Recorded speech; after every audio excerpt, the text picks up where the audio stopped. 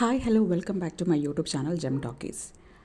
Mario Joseph and Jiji Mario, ഇവരെ ഇപ്പോൾ അറിയാത്തവരായിട്ട് ആരും കാണത്തില്ല. ഒരാഴ്ചയായിട്ട് ഇവരുടെ തന്നെ ന്യൂസാണ് നമ്മളിപ്പോൾ കേട്ടുകൊണ്ടിരിക്കുന്നത്. ഇവർ രണ്ടുപേരും മോട്ടിവേഷണൽ, ഇപ്പോൾ അറിയാത്ത ആൾക്കാർക്ക് വേണ്ടി ജസ്റ്റ് ഒന്ന് ഞാൻ ബ്രീഫായിട്ട് പറയാം. ഇവരുടെ ഒരു മോട്ടിവേഷണൽ സ്പീക്കേഴ്സാണ്. പല ആൾക്കാരെയും കുടുംബബന്ധം തകരാൻ പോകുമ്പം ഇവരുടെ മോട്ടിവേഷൻ കേട്ടിട്ട് പലവരും ഒന്നിച്ചിട്ടൊക്കെ ഉണ്ട് എന്നാണ് പറയപ്പെടുന്നത്. ഇത് രണ്ടും ബെസ്റ്റ് മോട്ടിവേഷണൽ സ്പീക്കേഴ്സാണ്. ഓക്കെ, ഈ കഥ തുടരുന്നത് മാരിയോ ജോസഫ് ഒരു സെറ്റപ്പ് ബോക്സ് വെച്ചിട്ട് അടിച്ചു എന്ന് ജിജി മാരിയോ പോലീസ് സ്റ്റേഷനിൽ കംപ്ലയിൻറ്റ് കൊടുക്കുന്നു. അവിടെ തൊട്ടാണിത് പുറത്തേക്ക് വരുന്നത്. അപ്പോൾ അങ്ങൊരു കംപ്ലയിൻറ്റിന് ശേഷം ഇത് സോഷ്യൽ മീഡിയ എടുത്ത് ഭയങ്കര ഹൈപ്പാക്കുകയും അതിനുശേഷം മാരിയോ ജോസഫ് എന്ത് ചെയ്യുന്നു വെച്ചാൽ അതിനൊരു വ്യക്തത വരുത്താൻ വേണ്ടിയിട്ട് ഒരു ഇൻ്റർവ്യൂ അല്ലെങ്കിൽ പുറത്തേക്ക് എന്താണ് ആളുടെ യൂട്യൂബ് ചാനലിൽ തന്നെ എന്താണ് സംഭവിച്ചതെന്ന് അറിയാൻ വേണ്ടിയിട്ട് അയാൾ പറയുന്നു. അതിന് മുന്നേ ആയിട്ട് നമ്മളെല്ലാവരും കേട്ട കുറേ ഓഡിയോ ക്ലിപ്സ് ഉണ്ട്. അതായത് മോളും അയാളും ജിജിയും ആൻഡ് ഓൾസോ മാരിയോ, ഈ 3 പേരോടുള്ളൊരു ഓഡിയോ നമ്മളെല്ലാവരും കേട്ടാണ്. അതിൽ ആ കുട്ടി വളരെ സങ്കടത്തോടെ പറയുക. അപ്പോൾ നമുക്ക് മനസ്സിലാവും, ഇയാൾ എന്തൊരു മനുഷ്യനാണ്, ഇയാൾ ഇങ്ങനെയാണോ, കുട്ടികളോട് ഇങ്ങനെയാണോ, പാവം കുട്ടി സ്ട്രഗിൾ ചെയ്യുവാണ് അവരുടെ രണ്ടുപേരുടെയും നല്ലതിന് വേണ്ടിയിട്ട് എന്നൊക്കെ പറഞ്ഞ് നമുക്ക് ഭയങ്കരമായിട്ടും വിഷമം തോന്നുന്ന ഓഡിയോ കേട്ടാൽ. അതിൽ മെയിൻലി പറയുന്ന ഒരു അജ്മൽ എന്ന് പറഞ്ഞൊരു കാര്യമായിരുന്നു. അത് അജ്മൽ എന്ന് പറഞ്ഞാൽ ഇവരുടെ ഡ്രൈവറായിരുന്നു. എനിവേ, എന്തായാലും നമുക്ക് വിഷയത്തിലേക്ക് കിടക്കാം. അതിന് ശേഷമാണ് 2 ദിവസത്തിന് ശേഷം മാരിയോ ജോസഫ് എന്താണ് എന്നുള്ളതിൻ്റെ റിപ്ലൈ കൊടുത്തിട്ടുണ്ടായിരുന്നു. അതായത് മാരിയോയും ജിജിയും ഒരുമിച്ചൊരു ട്രസ്റ്റ് ചേർന്നിട്ടുണ്ടായിരുന്നു. അതായത് ഫിലോക്കാലി എന്ന് പറയുന്ന ട്രസ്റ്റ്. ഒരുപാട് വീടുകൾ വെച്ച് കൊടുക്കുമായിരുന്നു. പറയുന്നത് കുറേ നന്മകളൊക്കെ ചെയ്യുന്നുണ്ടായിരുന്നു അവർ. ട്രസ്റ്റ് വലുതായപ്പോഴത്തേക്കും പല അടുത്തു നിന്നും അവർക്ക് ഒരുപാട് ഫണ്ടുകൾ വരാൻ തുടങ്ങി. ഈ ഫണ്ടുകൾ വെച്ചിട്ട് ജിജി പേഴ്സണൽ ആവശ്യത്തിന് വേണ്ടി യൂസ് ചെയ്യുകയും ആഡംബര ജീവിതത്തിന് വേണ്ടിയിട്ട് യൂസ് ചെയ്യും. പല സ്ഥലങ്ങളും പല കെട്ടിടങ്ങൾ വാങ്ങിച്ചിടുകയൊക്കെ ചെയ്തപ്പോഴത്തേക്കും ഇത് എന്താ പറയുക, മാരിയോ ചോദ്യം ചെയ്തു. ഇത് ചോദ്യം ചെയ്തപ്പോൾ ആൾക്ക് ഇഷ്ടപ്പെട്ടില്ല. അപ്പം അങ്ങനെ വൈഫുമായിട്ട് അടിച്ചു പിരിഞ്ഞു എന്നാണ് ഇങ്ങനെ പറയുന്നത്. അങ്ങനെ വൈഫുമായിട്ട് മാറിയപ്പം പുള്ളിക്കാരൻ എന്ത് ചെയ്യുന്നു വെച്ചാൽ വേറൊരു താമസ സ്ഥലത്ത് പോയി. ആ ഒരു താമസ സ്ഥലത്തേക്ക് വൈഫ് ഇടയ്ക്ക് വരികയും അവിടെ പ്രശ്നം ഉണ്ടാക്കുകയും സ്വയമേ തല കൊണ്ട് ഗ്ലാസ്സിലിട്ട് ഇടിച്ച് അത് ചോര വരികയും എന്നിട്ട് ഹോസ്പിറ്റലിൽ പോവുകയും ചെയ്തു എന്നാണ് പറയുന്നത്. അപ്പോൾ ജിജി പറഞ്ഞ സാധനം എന്ന് വെച്ചാൽ സെറ്റപ്പ് ബോക്സ് വെച്ച് അടിച്ചു, എന്നിട്ട് മാരിയോ ആണ് ഇതെല്ലാം ചെയ്തത് എന്നായിരുന്നു പോലീസിൽ കംപ്ലയിൻറ്റ് കൊടുത്തിരുന്നത്. അപ്പോൾ ഇത്രയുമായിരുന്നു അവർ പോലീസിൽ കംപ്ലയിൻറ്റ് ചെയ്തത് ഇത്. പക്ഷേ ജിജി അതിനുശേഷം ഒരു എക്സ്പ്ലനേഷൻ വീഡിയോ ആയിട്ട് വന്നിട്ടുണ്ടായിരുന്നു. ഇന്നലെ എക്സ്പ്ലനേഷൻ വീഡിയോ ആയിട്ട് വന്നു.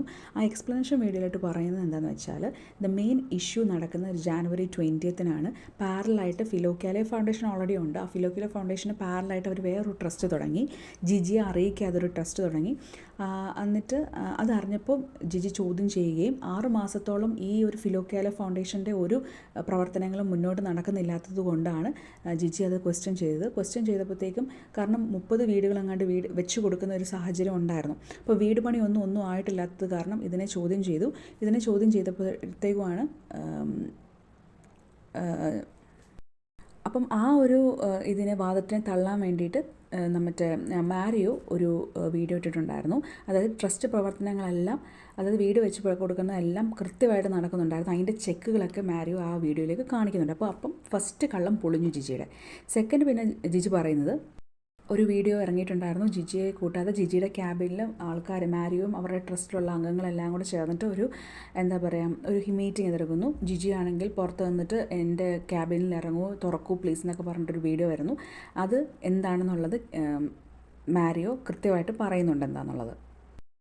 ഓക്കെ, അതിൽ മാരിയോ പറഞ്ഞിട്ട് ഉള്ള കാര്യം എന്ന് വെച്ചാൽ ക്യാബിനിൽ മീറ്റിംഗ് നടന്നുകൊണ്ടിരിക്കുമായിരുന്നു. അത് പുതിയ ട്രസ്റ്റിൻ്റെ ഡയറക്ടേഴ്സും കാര്യങ്ങളൊക്കെ നടന്നുകൊണ്ടിരിക്കുമായിരുന്നു, വക്കീലുണ്ടായിരുന്നു, എല്ലാം നടന്നുകൊണ്ടിരിക്കുമായിരുന്നു. ഈ ജിജി എന്ന് പറയുന്ന വ്യക്തി എന്ന് പറയുന്നത് മദ്യപാനം, അതായത് ഭയങ്കരമായിട്ട് ആൽക്കഹോളിക്കാണ്. ആൽക്കഹോൾ കുടിച്ചു കഴിഞ്ഞാൽ പിന്നെ ആൾ ഭയങ്കര ഹൈപ്പറായിരിക്കും. ആളുകളെ വന്ന് തെറി വിളിക്കുകയും ദേഹോദ്രവം ചെയ്യിപ്പിക്കുകയും ചെയ്യുന്നത് കൊണ്ടാണ് ആൾ ക്യാബിൻ പൂട്ടിയിട്ടത്. അപ്പം കുറേ കഴിഞ്ഞപ്പോഴത്തേക്കും ക്യാബിൻ ഓപ്പൺ ചെയ്തു. എന്നിട്ട് ആൾ വന്നിട്ട് എല്ലാവരെയും തെറി വിളിക്കുകയൊക്കെ ചെയ്തു. അതിനുശേഷമാണ് അവിടുത്തെ സ്റ്റാഫും കാര്യങ്ങളൊക്കെ പറഞ്ഞു, ഇനി ജിജി എന്താ ചെയ്യേണ്ടതെന്ന് അറിയാൻ പറ്റില്ല, അതുകൊണ്ട് നമുക്ക് ഇവിടുന്ന് മാറാം. അപ്പോൾ ഒരു ടെമ്പററി ആയിട്ട് അവിടെ നിന്ന് എല്ലാവരും മാറി. ഇപ്പോൾ അവിടെ ആകപ്പാടെ ജിജിയും ജിജിയുടെ പേരൻസും പിന്നെ ചേച്ചിയുടെ ഭർത്താവും അങ്ങനെ ആൾക്കാർ മാത്രമേ ഉള്ളൂ. ബാക്കി എല്ലാ സ്റ്റാഫുകളും മാരിയോയുടെ കൂടെ ഒരു ടെമ്പററി ആയിട്ട് മാറി എന്നാണ് മാരിയോടെ പറയുന്നത്. പിന്നെ ഈ ജിജി പറയുന്നുണ്ട് എബൌട്ട് ദാറ്റ് കേസ്, പോലീസ് സ്റ്റേഷനിൽ കേസ് കൊടുത്ത കാര്യം എന്നുള്ള വ്യക്തമായിട്ട് പറയുന്നത് എങ്ങനെയാണ്, ജിജിയും മോളും മാത്രമുള്ളായിരുന്നു. ആൾ താമസ സ്ഥലത്ത് പോയി. അപ്പോൾ താമസ സ്ഥലത്ത് പോയപ്പോഴത്തേക്കും ആൾ ഈ CCTV ക്യാമറയുടെ DVR ഉണ്ടല്ലോ, അത് വെച്ചിട്ടാണ് അടിച്ചത്.